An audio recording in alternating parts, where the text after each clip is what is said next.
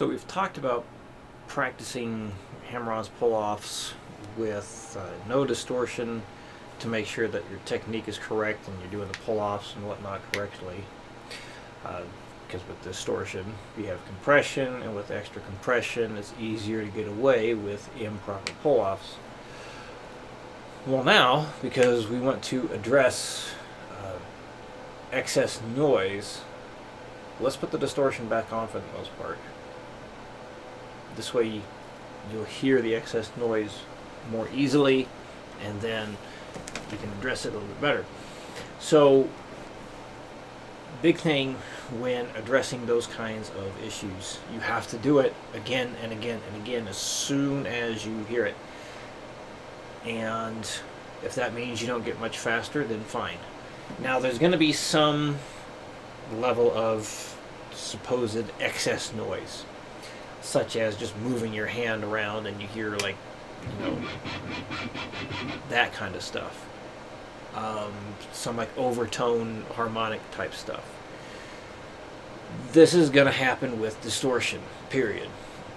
So knowing the difference between like inevitable noise that comes with distortion versus like obvious open strings ringing out or creating a chord due to a finger laying down, those are the things we want to get rid of. The accidental chords and open strings ringing out. So those are the things to look out for. The scale thing here, basically you're going up a string and over a fret until you get to the B string. You need to go up a string and over 2 frets, and then you go back to the up a string and over a fret.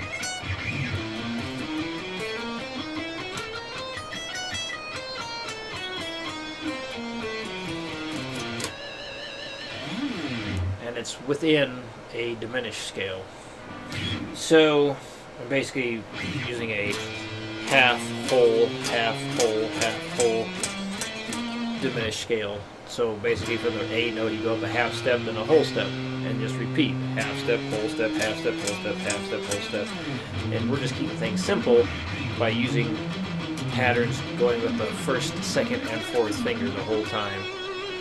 So something you can do to ease into this is just work on the first bar to the first note. So you can really push your speed with just something like that. But as you said today, focusing on the clarity, accuracy, that's the main thing, yes. And that's always going to be the main thing. Whether you're pushing your speed or not, you want to focus on that clarity. Because if you push your speed and sacrifice accuracy and clarity, you're just guaranteeing you're going to sound messy as you get faster. And with the goal of sounding as clean and good as possible, we need to address it, the cleanliness, from the beginning, the whole way through. So if that means you don't get much faster on something, that's okay. Focus on the accuracy first. It absolutely pays off as you do start getting faster with things, okay? So here we go. Number 1, 60 beats per minute. 1, 2, 3, 4.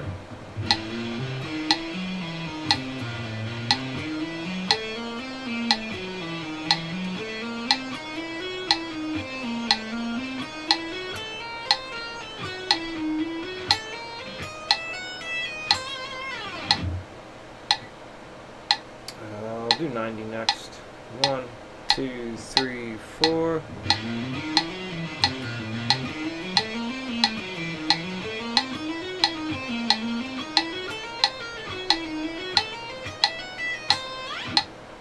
Under 20. 1, 2, 3, 4.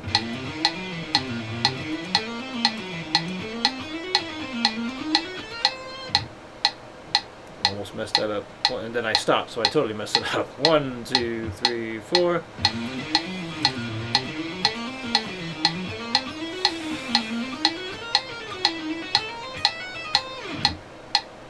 150. 1, 2, 1, 2, 3, 4.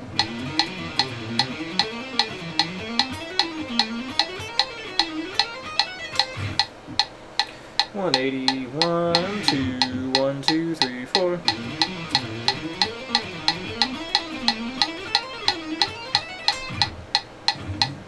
So we get that better. 1, 2, 1, 2, 3, 4.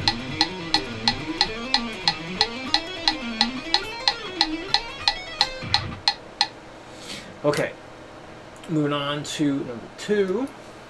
This one's going to be extra difficult to be clean because the index finger just, you need to keep that like away from things. So doing that, I mean, like when I was doing this, like my index, because I'm not using the index, I'm like kind of keeping it away. That's almost guaranteed to have excess noise though.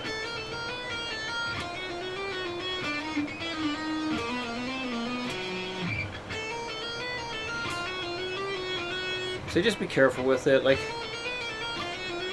your middle finger can do the job of laying across the adjacent string. Just much harder when you get down here.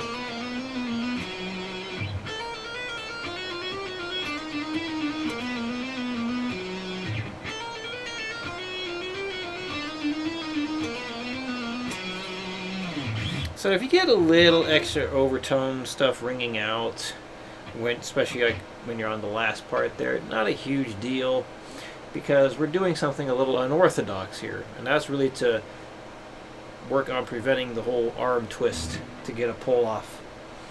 You're not going to get this one very fast. I'm not going to get it very fast. Nobody is. At least I highly doubt it.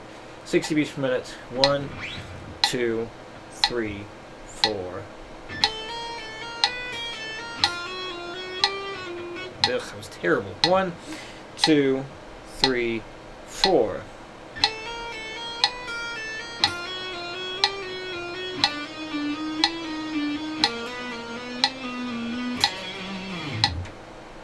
See, I started hearing a little bit of extra buzz from the higher strings ringing out when I was on that D string.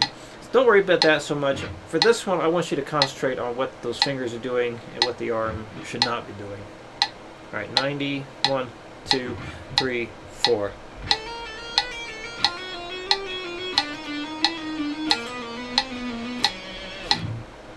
120, 1, 2, 3, 4.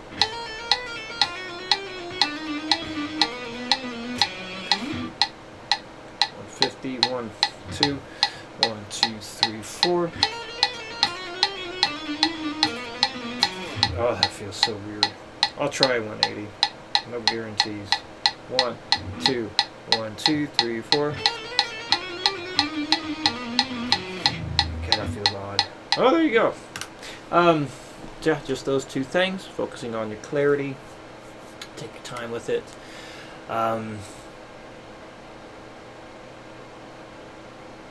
yeah, I'd say about like 15 minutes max on both per day would be fine. After that, you might be risking burnout. So just keep that in mind. About 15 minutes max for each of these, so 30 minutes total. And that should be sufficient. And yeah, just being consistent with addressing excess noise. That's how you fix it. So if any questions come up, let me know. I'll see you next week.